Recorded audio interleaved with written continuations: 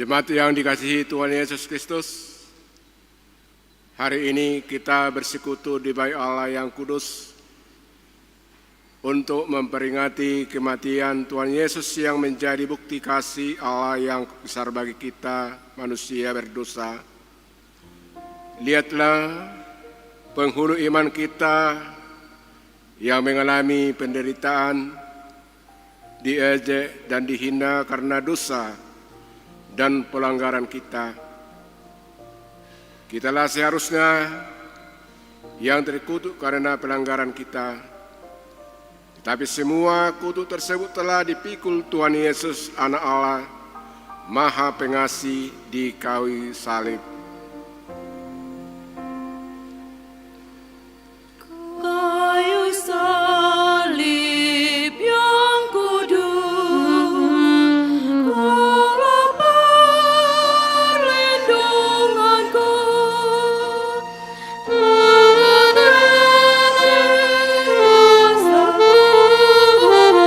Saat putus harapku dalam pergumulanku, Kaulah perlindunganku.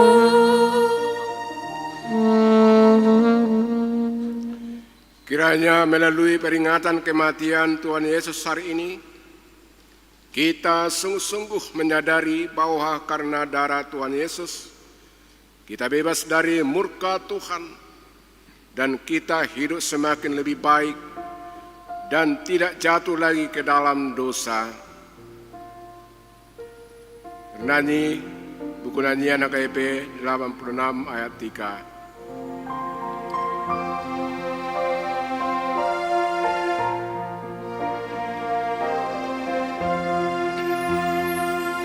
Aku datang padamu, kasihani hamba-Mu, korbankan nyawa-Mu, karena kasih setiamu. Sambut aku, Tuhanku, dan lindungi jiwaku.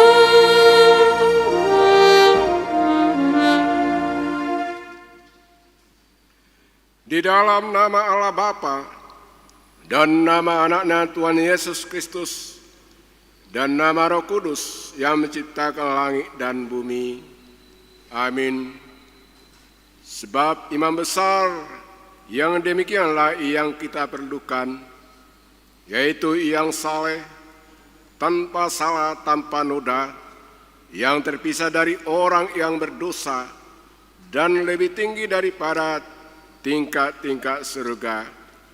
Yang tidak seperti imam-imam besar lainnya, yang setiap hari harus mempersembahkan korban untuk dosanya sendiri, dan sesudah itu barulah untuk dosa umatnya.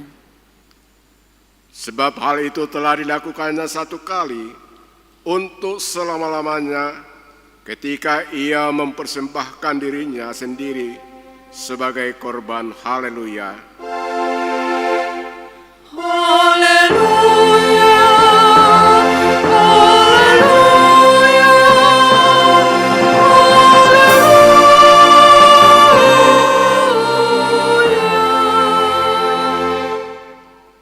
Mari kita berdoa. Ya Bapa dan Allah kami yang Maha Pengasih bagi seluruh umat manusia, Engkau telah mengaruniakan anak-Mu ya Yesus Kristus, Tuhan kami, menderita sengsara dan mati di kayu salib, supaya kami selamat dari kuasa iblis. Ajarlah kami mengenal segala penderitaan anak-Mu, agar kami beroleh berkat pengampunan dosa dan keselamatan dari kematian yang kedua kalinya, sehingga kami memperoleh hidup yang kekal di dalam anak-Mu Yesus Kristus Tuhan dan Juru Selamat kami. Amin. Bernyanyi buku nyanyian HKBP 619 ayat 1.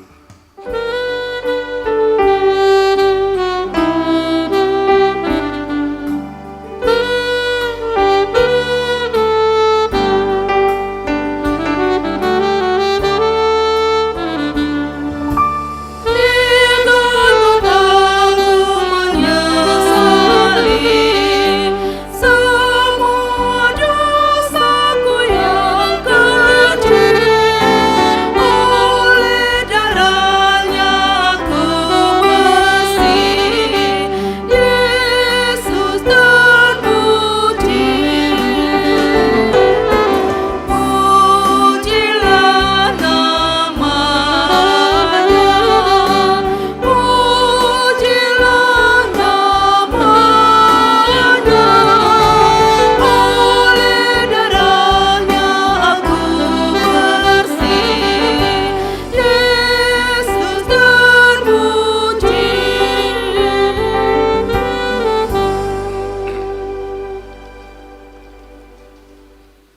Hukum Taurat bagi kita yaitu titah pertama dan artinya, Akulah Tuhan Allahmu, seru Tuhan kita, tidak boleh ada Allah lain kecuali aku. Maksudnya adalah kita harus lebih takut, lebih kasih, dan lebih yakin dan percaya terhadap Allah daripada segala-galanya. Demikian hukum Tuhan. Marilah kita memohon kekuatan dari Tuhan. Ya Tuhan, kuatkanlah kami melakukan yang sesuai dengan hukum-Mu.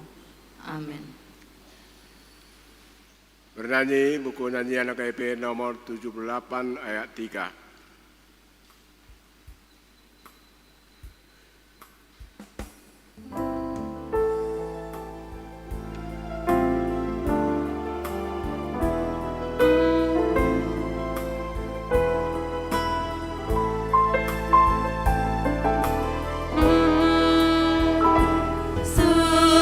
Sengsaramu ya Tuhan, semua salahku. Engkau jadi korban karena dosaku.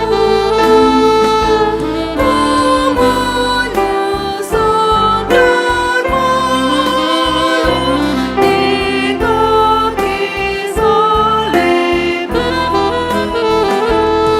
Ampunilah hamba-Mu, curahkan kasih-Mu.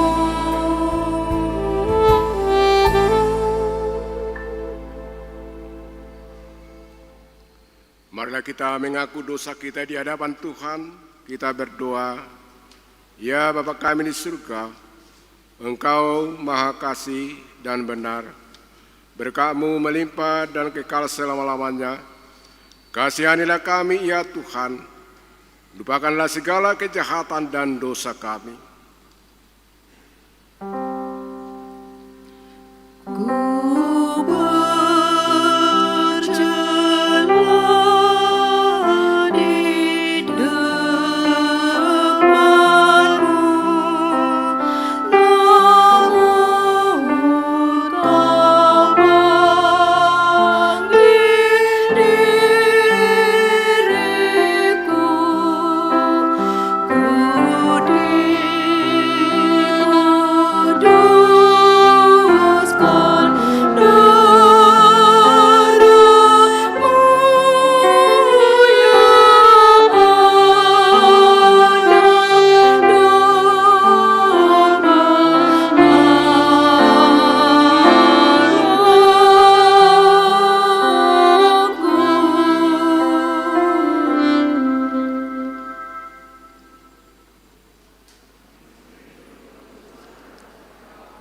Dan membangkitkan amarah-Mu, karena kami sering melanggar hukum-Mu. Limpahkanlah kasih sayang-Mu kepada kami, dan berkatilah kami dengan pertolongan-Mu. Ya Tuhan Allah sumber kebahagiaan kami, ampunilah segala dosa dan pelanggaran kami di dalam anak-Mu, Tuhan Yesus Kristus, Juru Selamat kami. Amin. Dengan belas kasihan-Mu, kini ku datang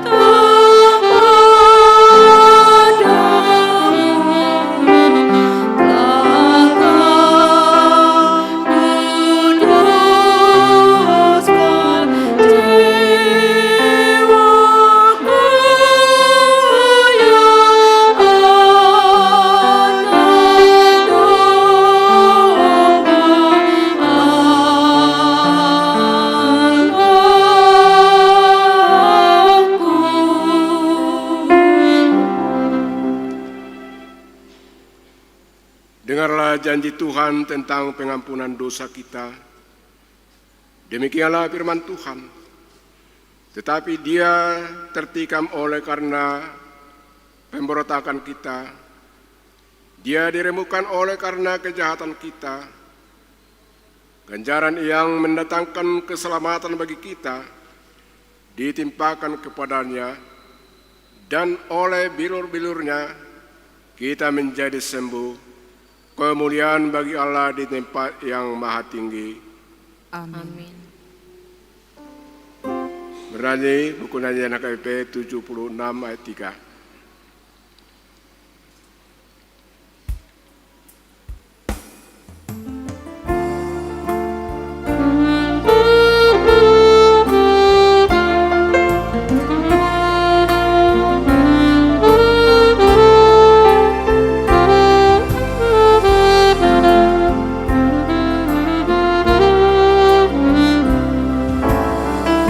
Yesus tolong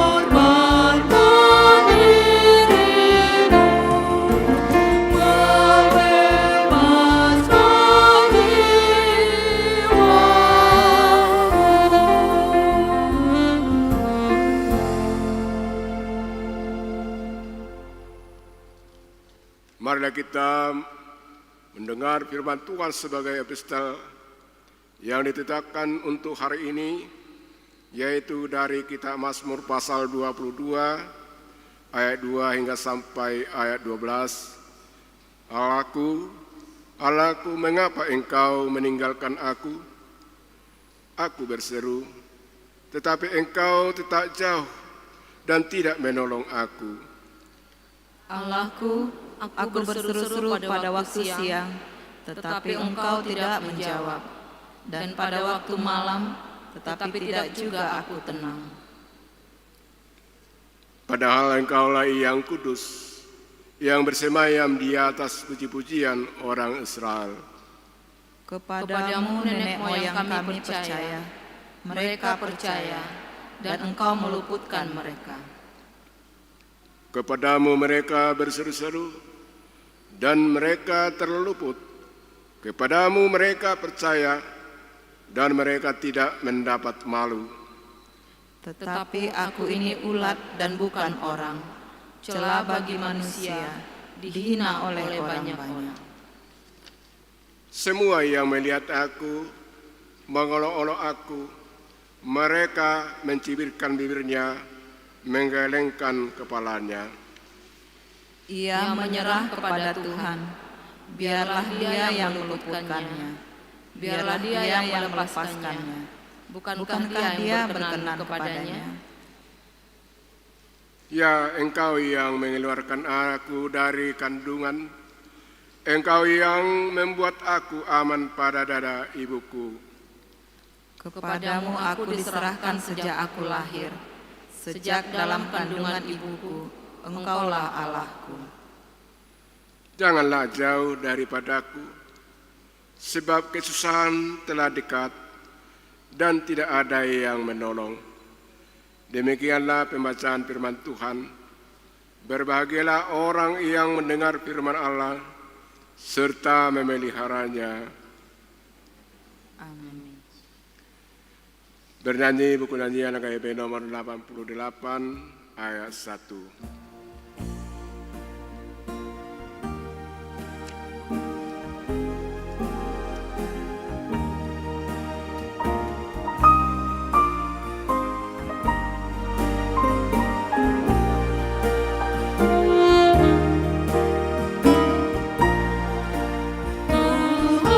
Tuhan Yesusku, penebusku, Kau ku kasihi selamanya. Karena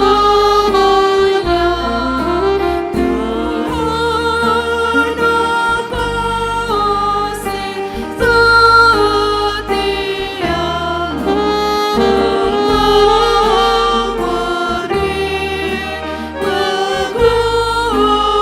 Golgota,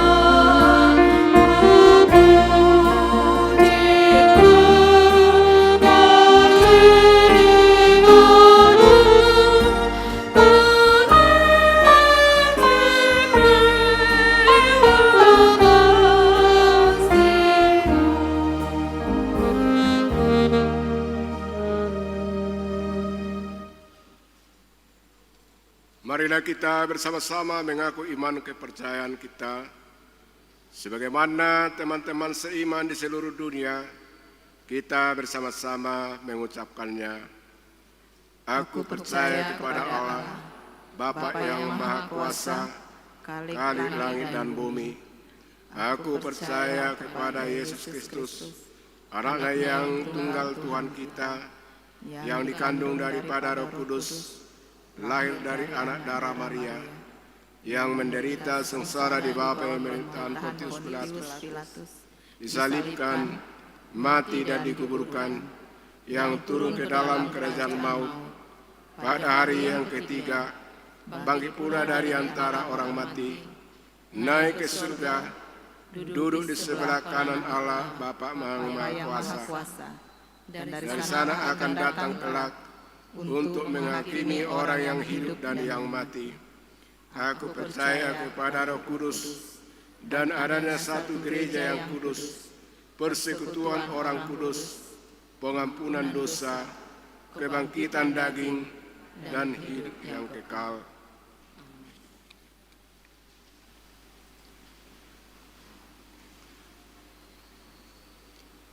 Saudara-saudara yang terkasih dalam nama Tuhan Yesus Kristus, pengumuman dalam ibadah Jumat Agung pada sore hari ini. Pertama, pelayanan menerima perjamuan kudus diadakan sesudah penyerahan persembahan. Yang kedua, hari Minggu tanggal 4 April 2021 pukul 5 WIB atau ibadah subuh peringatan Hari Kebangkitan Tuhan Yesus dari antara mati, dan kita berkumpul di gereja ini. Demikian pengumuman, dan kita bernyanyi buku nyanyian HKIP nomor 81 ayat 1 dan 2.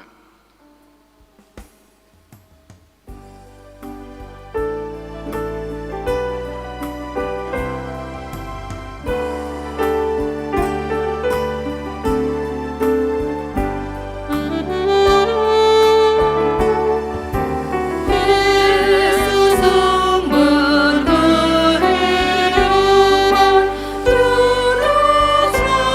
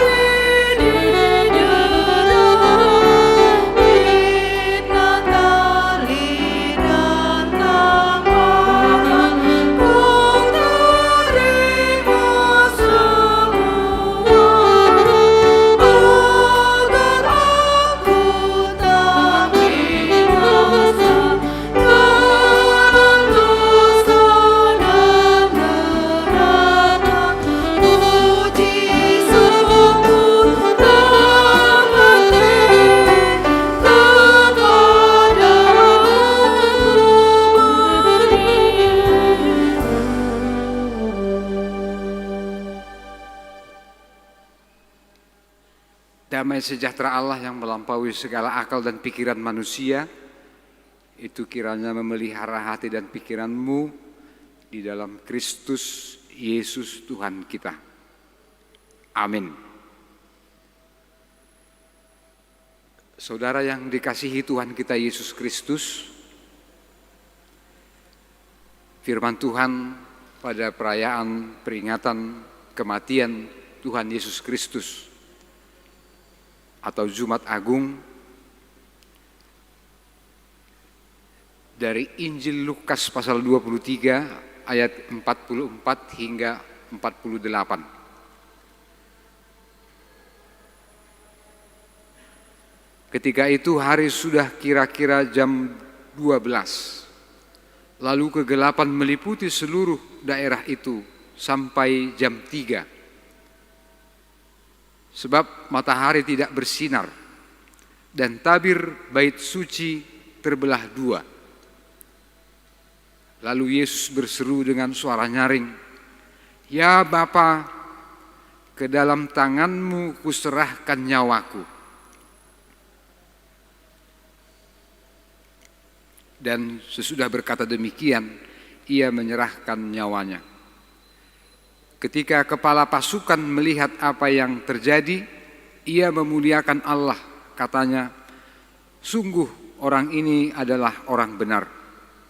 Dan sesudah seluruh orang banyak yang datang berkerumun di situ untuk tontonan itu, melihat apa yang terjadi itu, pulanglah mereka sambil memukul-mukul diri.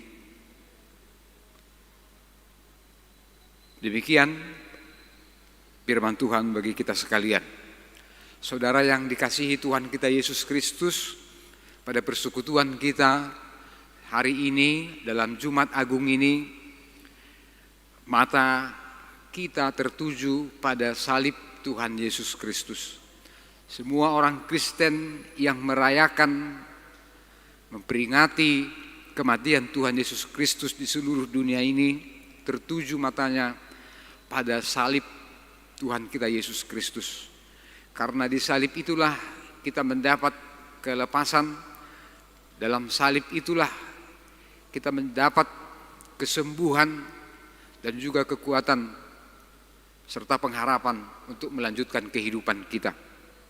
Dan setiap kali kita merayakan Jumat Agung seperti ini, hati kita tersentuh atas pengorbanan, cinta kasih dari Tuhan kita Yesus Kristus yang datang ke dalam dunia ini untuk menjadi penebus bagi kita.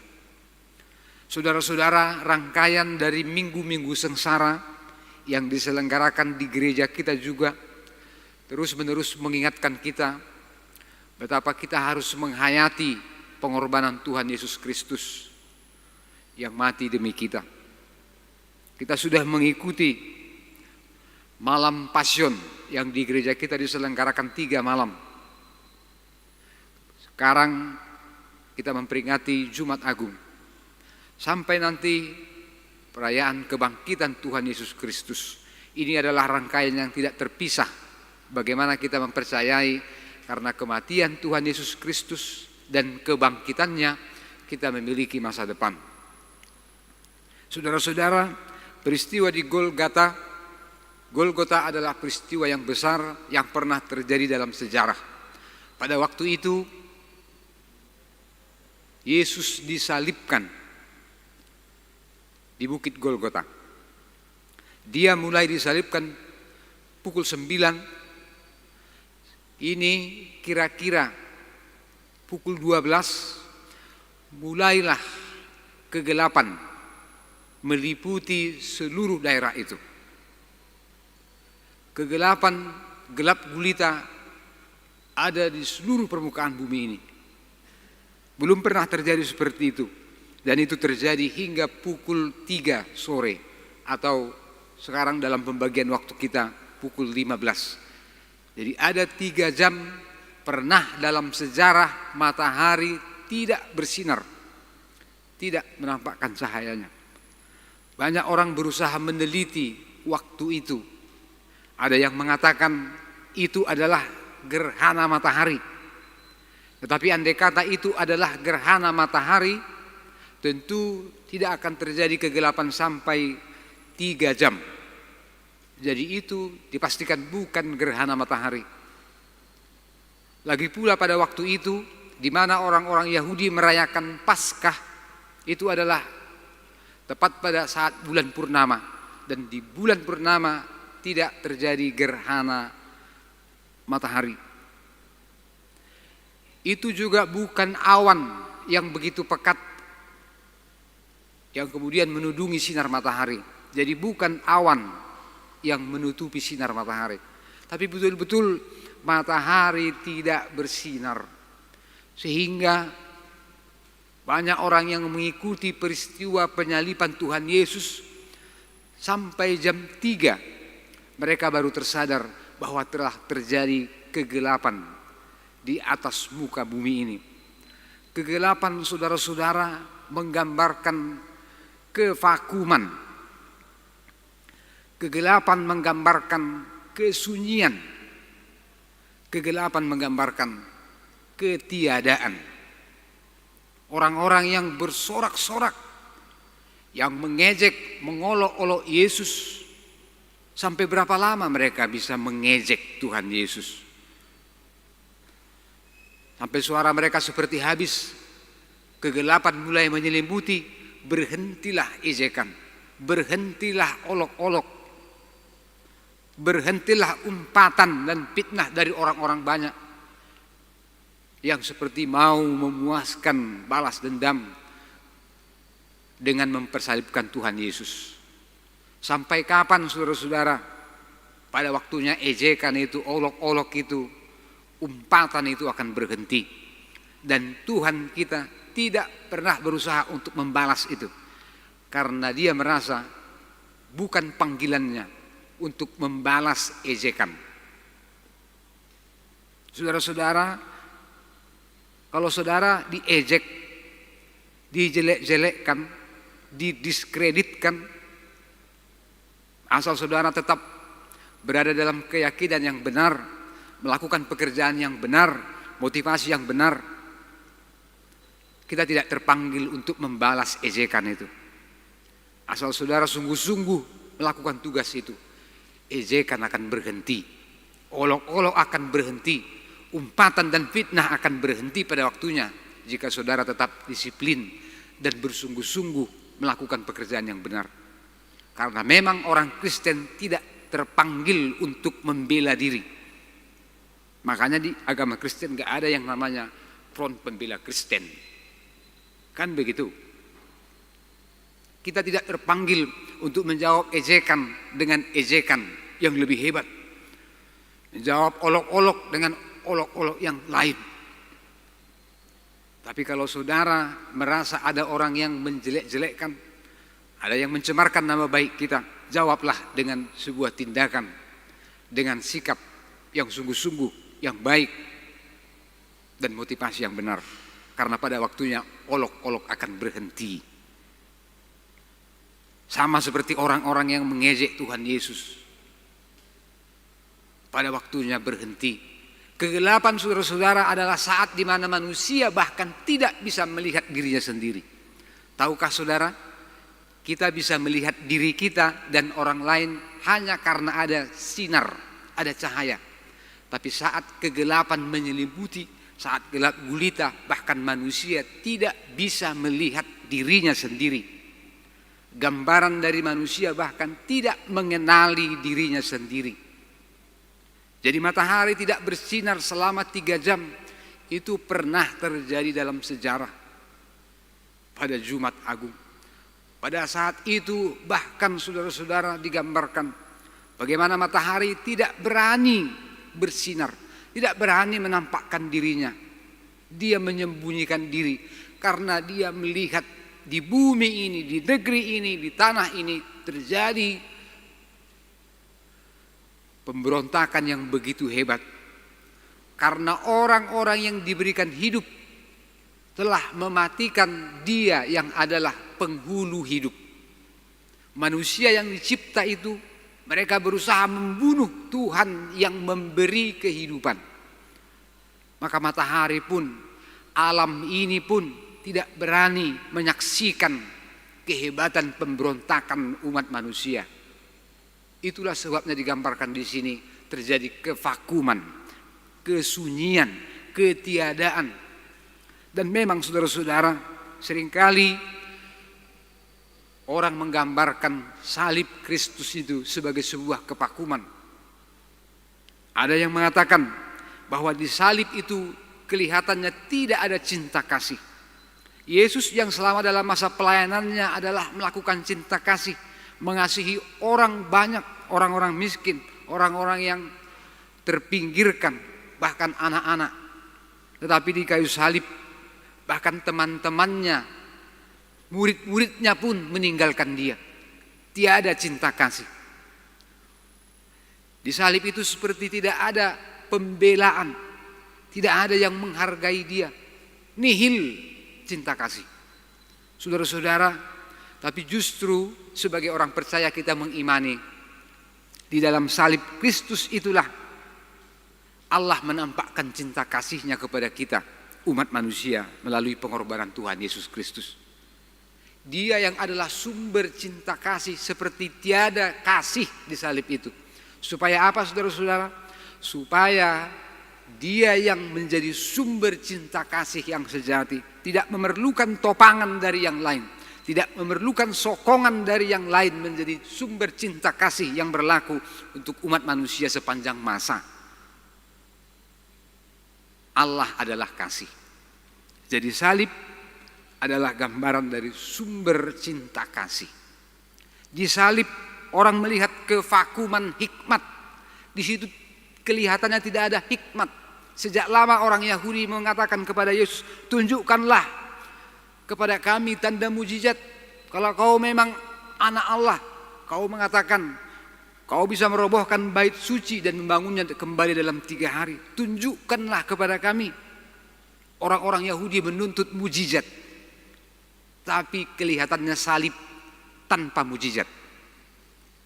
Orang-orang Yunani melihat, menuntut, tunjukkanlah kepada kami hikmat.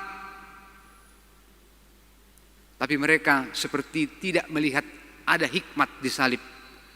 Karena bagaimana mungkin sebuah pemerintahan dengan angkatan bersenjata tidak memperlengkapi atau mempersenjatai dirinya sebelum maju berperang? Atau siapakah manusia yang pergi ke medan perang tanpa strategi? Tapi kelihatannya Tuhan pergi ke medan peperangan tanpa strategi. Ia diam, ia membisu. Ia digambarkan seperti anak domba yang dibawa ke tempat penyembelihan. Dia seperti tanpa strategi, tidak ada hikmat.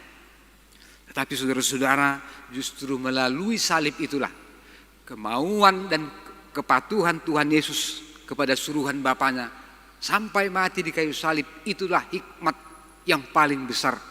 Karena kemuliaan yang paling besar dicapai adalah karena Dia mau sampai mengalami penderitaan yang luar biasa.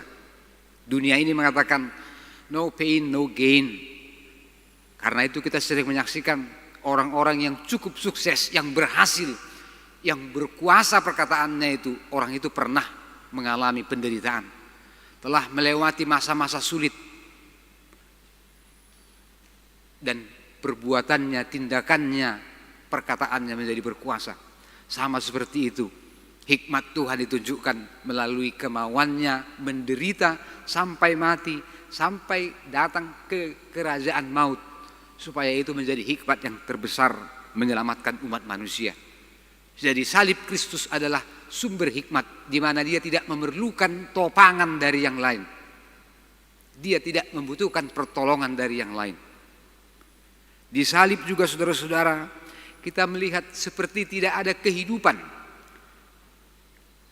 Sebab Yesus yang menurut tradisi orang Yahudi umur 11 tahun pernah menyaksikan ada sebuah pemberontakan di Nazaret. Pada waktu itu 100 orang ditangkap, dan Yesus umur 11 tahun menurut tradisi itu melihat sendiri bagaimana ke 100 orang itu pernah disalibkan. Penyaliban adalah salah satu hukuman yang paling keji dalam sejarah manusia. Karena seseorang dipaku tangannya dan kakinya di kayu itu. Saat seseorang dipaku dengan paku yang besar, kemudian paku dan karat itu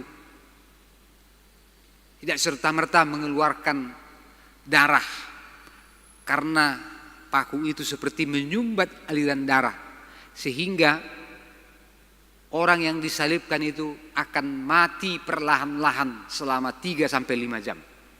Dan belum pernah dalam sejarah orang yang dipaku di kayu salib kemudian turun hidup lagi menjalani kehidupan normal. Jadi Yesus sendiri sudah tahu waktu dia berumur 11 tahun, menurut tradisi itu, bagaimana orang yang disalib tidak akan mungkin kembali hidup seperti biasa. Disalib sepertinya tidak ada kehidupan, yang ada hanyalah bayang-bayang kematian.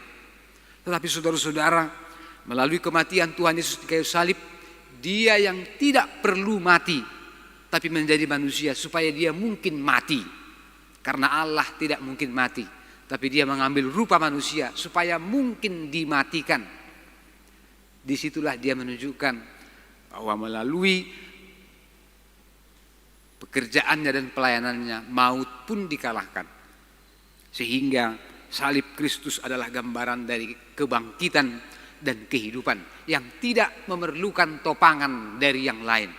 Dia sendiri adalah sumber kehidupan. Kita bersyukur saudara-saudara yang kekasih. Setiap kali kita merayakan Jumat Agung seperti ini, di salib Kristus kita melihat di situ ada cinta kasih, di situ ada hikmat, di situ ada kehidupan yang dibawa oleh Tuhan Yesus. Setiap kali memperingati itu, kita menghayati itu, terkenanglah kita betapa besar cinta kasih Tuhan kepada kita. Saudara-saudara, pada saat yang bersamaan juga di salib itu Tuhan menunjukkan mujizat yang besar. Karena pada saat itu tirai yang ada di bait Allah terbelah menjadi 2 dari atas ke bawah. Saudara tahu bait suci yang dibangun di Yerusalem adalah bangunan yang besar, dan bangunan bait suci diselesaikan dalam waktu 43 tahun. Di situ ada tirai besar yang memisahkan ruang yang kudus dengan ruang yang maha kudus. Tirai itu cukup besar dan panjang, sehingga kalau digambarkan tirai itu harus dibawa oleh 400 orang.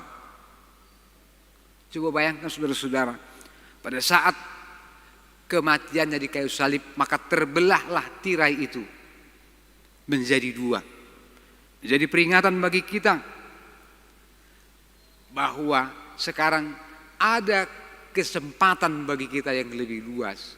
Ada jalan bagi kita ke surga karena tirai itu telah terbelah.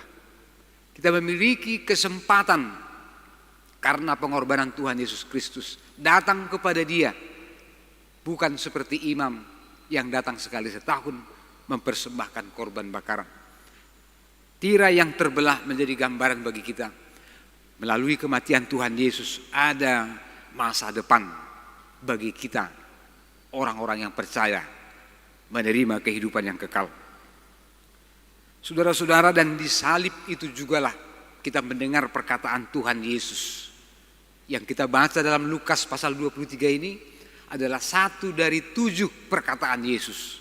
Saudara masih ingat ada 7 perkataan Tuhan Yesus di kayu salib.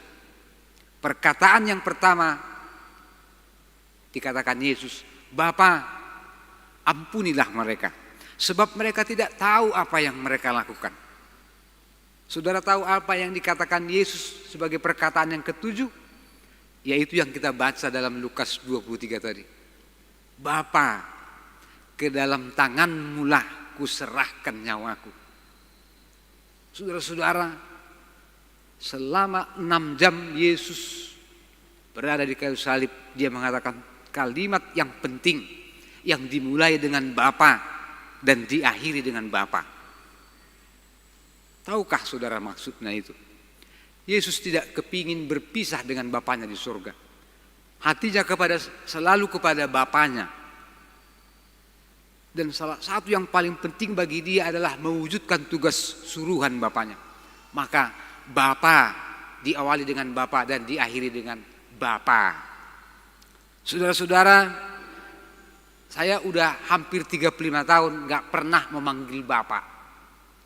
Bapak, Among, atau Dedi, apalagi panggilan kita kepada Bapak kita.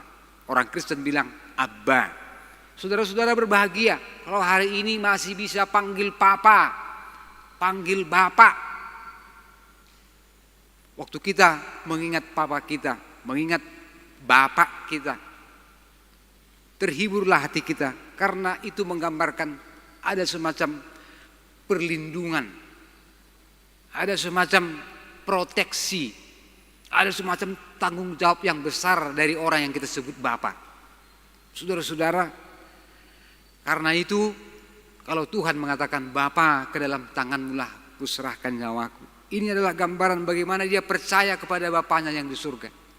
Andai kata Yesus datang ke dunia ini dengan motivasi kekuasaan dan uang, pasti itulah yang akan diucapkannya.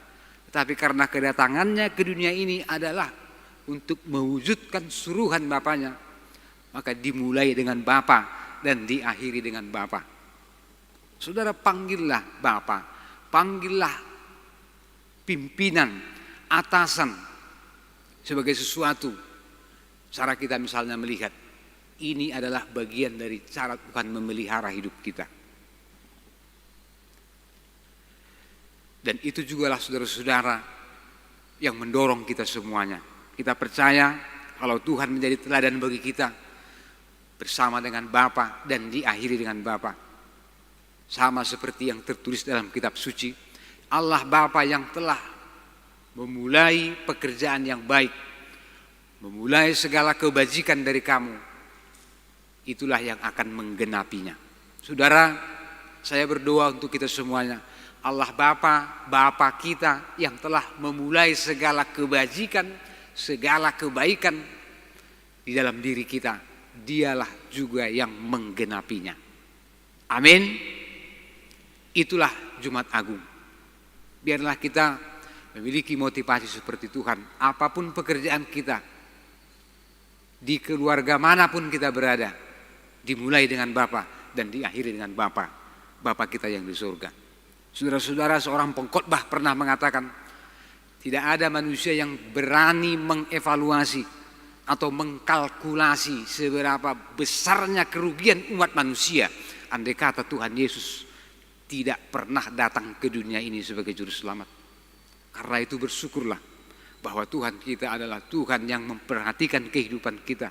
Dia Bapa yang bukan hanya menjadi Bapa bagi kita saat memberkati kita dengan kesehatan, dengan keberhasilan atau kesuksesan, tapi dia juga adalah Bapa. Bahkan setelah semua berkat-berkat itu kelihatannya tidak ada lagi, tapi dia adalah Bapa yang tetap memelihara hidup kita.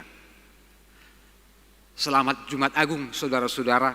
Biarlah kita semakin menghayati pengorbanan, cinta kasih, dan hikmat yang dari Tuhan di dalam kehidupan dan persekutuan kita. Amin. Kita berdoa. Bapa di dalam surga, kami bersyukur kepada Tuhan karena pengorbanan Tuhan Yesus Kristus sebagai juru selamat bagi umat manusia, bagi kami, anak-anak-Mu. Tanamkanlah dalam hati kami ya Tuhan, keagungan dari pengorbanan-Mu melalui cinta kasih, melalui hikmat dan kehidupan yang Engkau berikan kepada kami. Biarlah kami Tuhan menjadi anak-anak yang mau meneladani, mau berkorban, mau seperti Tuhan hidup dalam pengampunan, penerimaan terhadap saudara-saudara kami. Terima kasih Bapa di surga, kalau kami menerima anugerah-Mu melalui perjamuan kudus saat ini, Tuhan meneguhkan hati kami semuanya, supaya kami bersungguh-sungguh menjadi anak-anak-Mu, menjadi saksi-Mu melalui perkataan dan tindakan kami. Terima kasih Bapa di surga, oleh karena Tuhan Yesus Kristus. Amin. Saudara-saudara, mari kita sekarang bernyanyi dan mengumpulkan persembahan.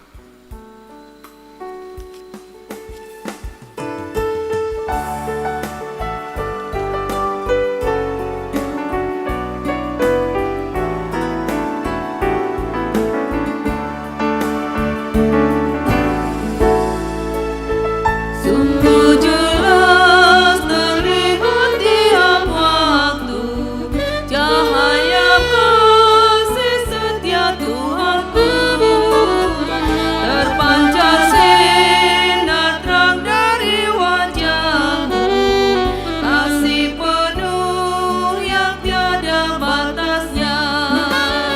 Seluruh bangsa sungguh merindukan cahaya sinar kasih yang besar. Jangan merawat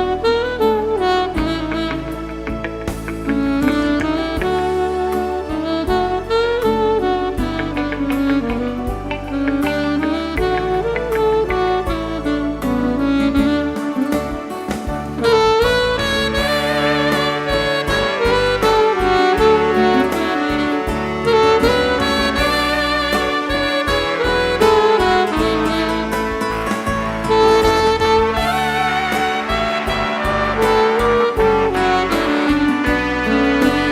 merindukan cahaya yang Salibmu Kristus yang mencipta kasih, penghibur hati yang remuk redam.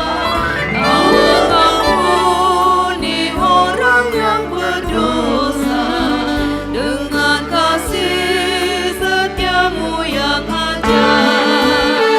Kami telah lahir dalam hidup baru yang disucikan dengan darah-Mu. Dalam kasih-Mu kami keselamatan, di Golgota tercurah darah-Mu Tuhan.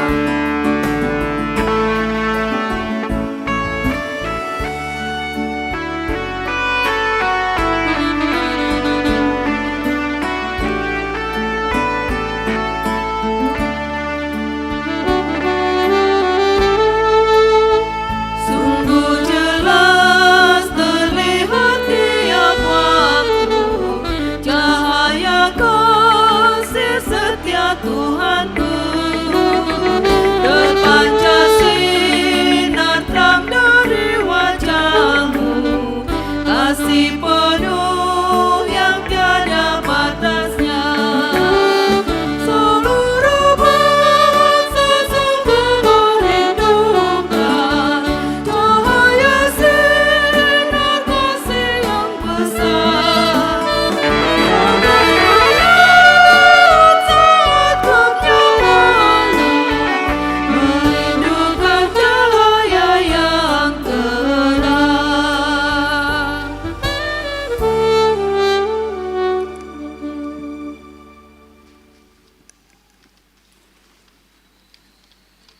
Saudara-saudara, kita akan memasuki ibadah perjamuan kudus. Mereka yang mengikuti perjamuan kudus adalah mereka yang sudah naik sidi dan tidak sedang dalam hukum siasat gereja. Marilah kita mempersiapkan hati kita. P nomor 152.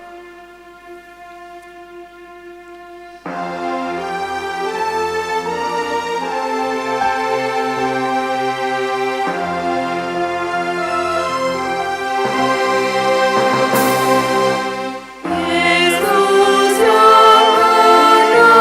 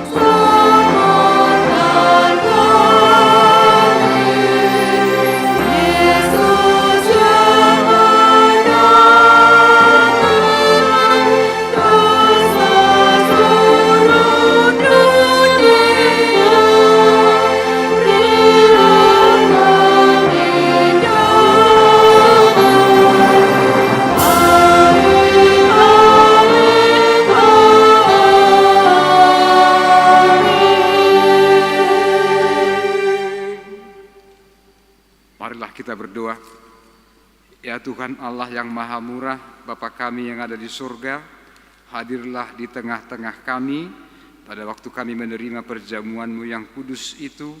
Berikanlah Roh Kudus kepada kami masing-masing, agar kami percaya kepada anak-Mu Yesus Kristus penebus kami.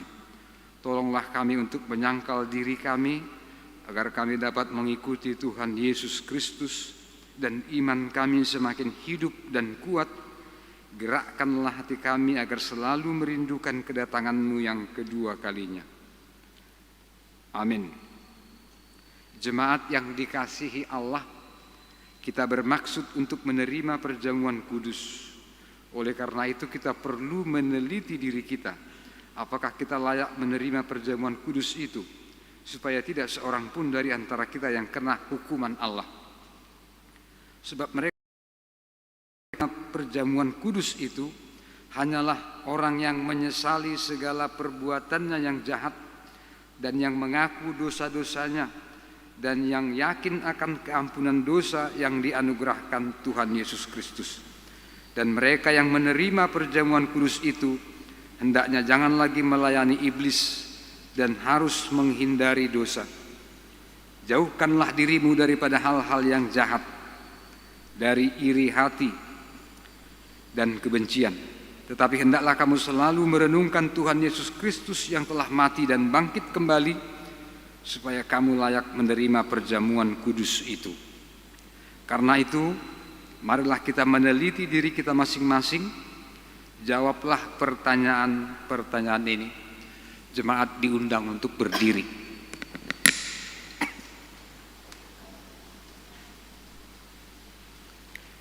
Apakah engkau mengaku bahwa engkau adalah orang berdosa sejak engkau lahir, dan karena pelanggaran-pelanggaranmu sendiri atas hukum Allah? Jika demikian, jawablah ya. Apakah engkau menyesali dosa-dosamu dan engkau merindukan keampunannya? Jika demikian, jawablah dengan ya. Ya. Apakah engkau mengakui bahwa Tuhan Yesus telah datang ke dunia ini untuk menyelamatkan orang berdosa? Dia yang telah mati dan bangkit kembali untuk menanggung dan menghapuskan dosamu. Jika demikian, jawablah dengan ya. Ya. Apakah engkau mau menjauhkan dirimu dari kebencian dan kedengkian? Seterusnya, apakah engkau mau berdamai dengan orang yang menyakiti hatimu dan mau mengampuninya, sebagaimana engkau mengharapkan Allah akan mengampuni dosamu? Jika demikian, jawablah dengan ya. Sekarang marilah kita merendahkan diri serta mengaku dosa-dosa kita. Ikutilah doa ini dalam hatimu. Ya Tuhan Allah Bapa kami dalam Tuhan Yesus Kristus, kami adalah orang berdosa, kami sering melanggar hukum-Mu. Jika Engkau membalaskan kejahatan kami, maka kami sepantasnya menerima hukuman-Mu. Tetapi karena kasih setia-Mu dan karena Yesus Kristus anak-Mu yang telah diserahkan oleh karena dosa kami berani datang memohon kepadamu. Kasihanilah kami, terimalah kami, ampunilah dosa-dosa kami. Berikanlah kepada kami Roh yang kudus, agar kami beroleh kekuatan melawan si jahat dan melakukan perbuatan-perbuatan yang sesuai dengan kehendak-Mu selama hidup kami. Amin. Saudara yang telah menyesali dosamu dan yang rindu akan pengasihan Allah, kiranya saudara menerima sesuai dengan kepercayaanmu. Berdasarkan firman Tuhan Yesus, aku berkata kepadamu, yakinlah dosamu telah diampuni, dengan nama Allah Bapa, Anak dan Roh Kudus. Amin. Bapa kami yang di surga, dikuduskanlah namamu, datanglah kerajaanmu, jadilah kehendak-Mu di bumi seperti di surga. Berikanlah kami pada hari ini makanan kami yang secukupnya, dan ampunilah kami akan kesalahan kami, seperti kami juga telah mengampuni orang yang bersalah kepada kami.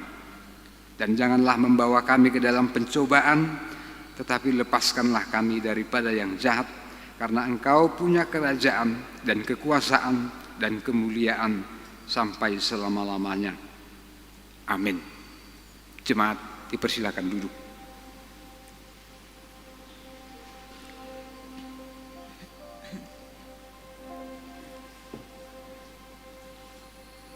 Bernyanyi buku nyanyian HKBP nomor 153 ayat 1.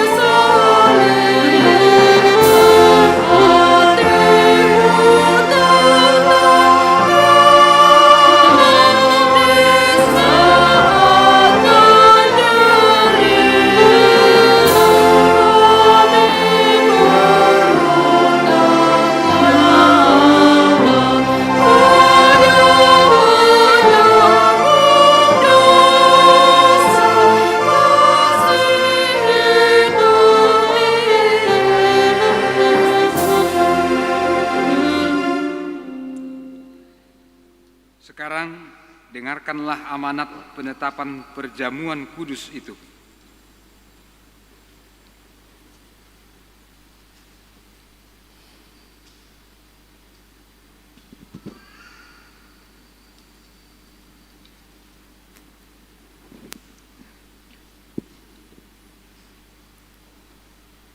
Pada malam tak kala Yesus diserahkan, ia mengambil roti dan setelah mengucapkan terima kasih, dia memecah-mecahkannya, lalu memberikannya kepada muridnya sambil berkata, "Ambillah dan makanlah, inilah tubuhku yang diserahkan karena kamu, perbuatlah seperti ini menjadi peringatan akan aku." Dan demikianlah dia mengambil cawan itu sesudah makan, lalu mengucap syukur dan berkata kepada mereka, "Ambillah dan minumlah, cawan ini adalah perjanjian baru dalam namaku yang ditumpahkan untuk keampunan dosamu.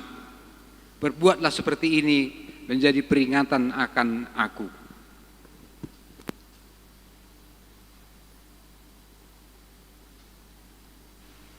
Sekarang marilah, semuanya telah tersedia, lihat dan nikmatilah pemberian Allah.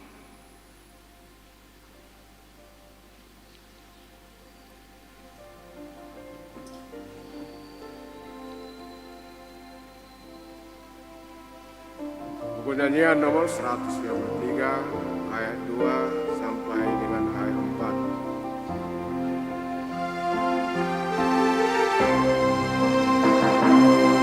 Korban kudus Maria,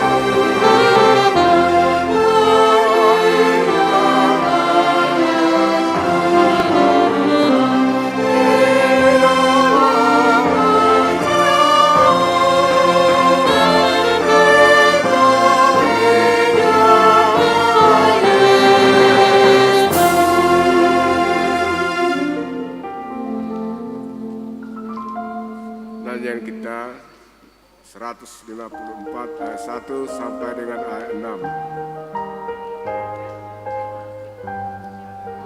Maria,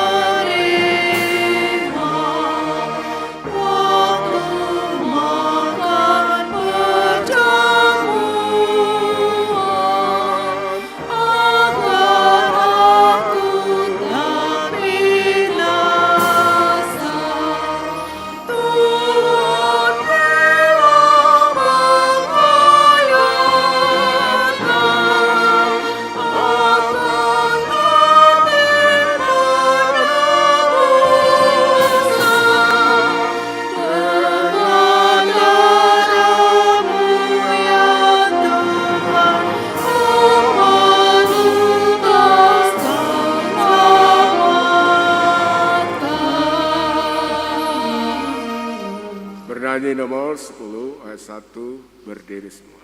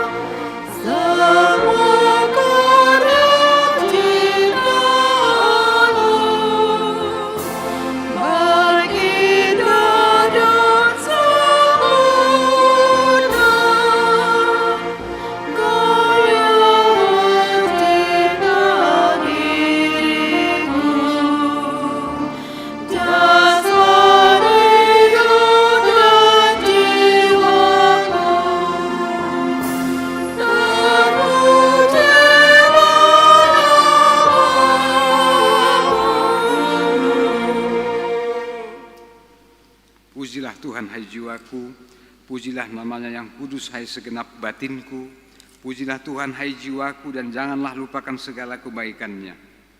Dia yang mengampuni segala kesalahanmu, yang menyembuhkan segala penyakitmu, dan dia yang menebusmu dari lubang kubur dan memahkotai engkau dengan kasih setia dan rahmat. Tuhan adalah penyayang dan pengasih, panjang sabar dan berlimpah anugerah kasih setia. Tidak selalu dia menuntut, dan tidak untuk selama-lamanya dia mendendam. Tidak dilakukannya kepada kita setimpal dengan dosa kita, dan tidak dibalaskannya kepada kita setimpal dengan kesalahan kita.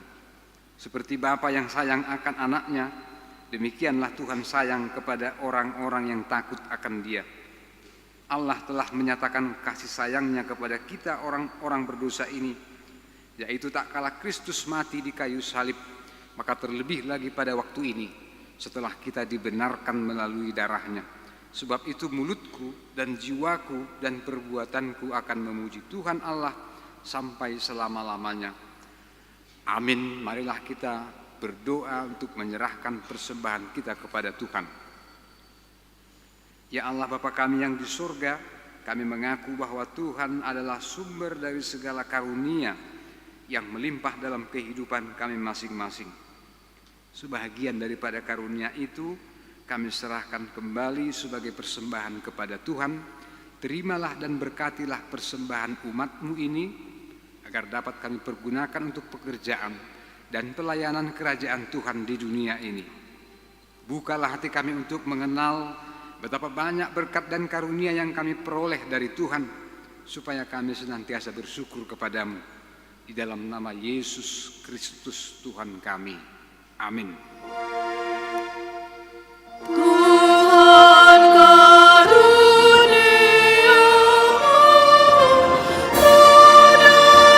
jiwaku semua, nyawa juga hidupku untuk milikmu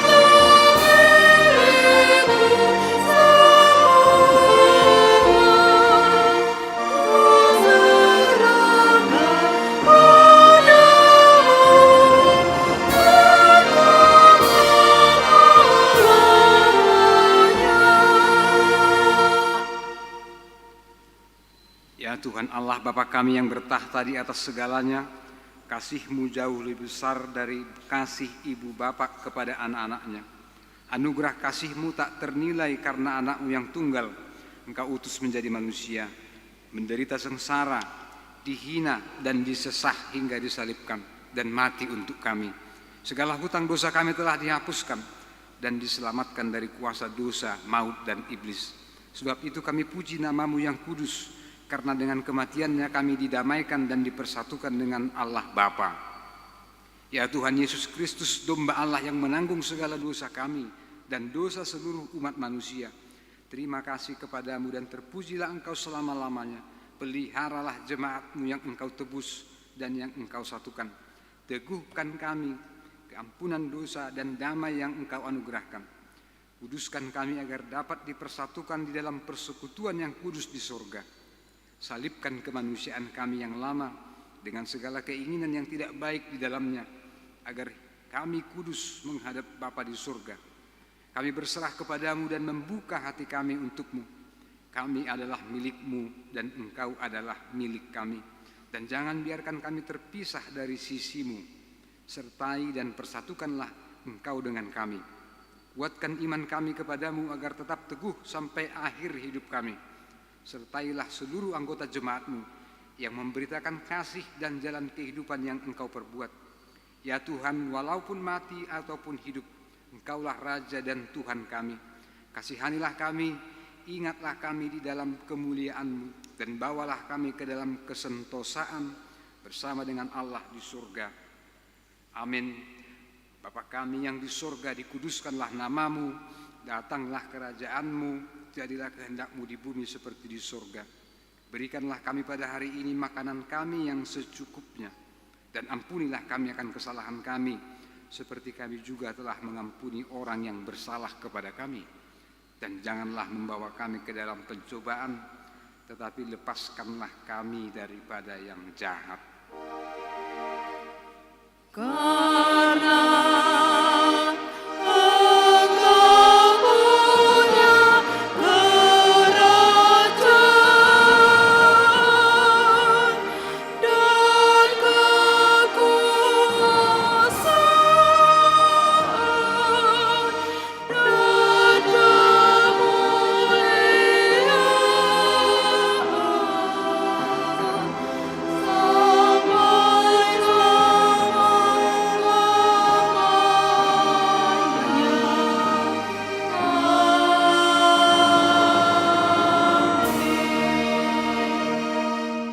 Saudara, pulanglah dengan sejahtera dan terimalah berkat dari Tuhan Allah Bapa kita.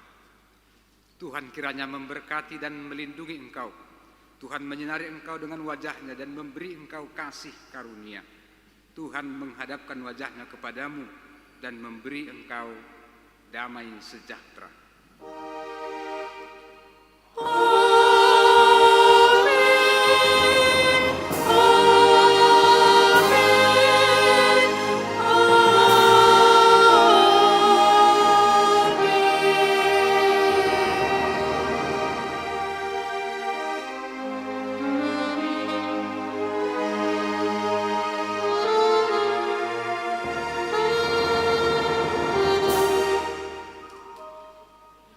Selamat Jumat Agung bagi kita sekalian.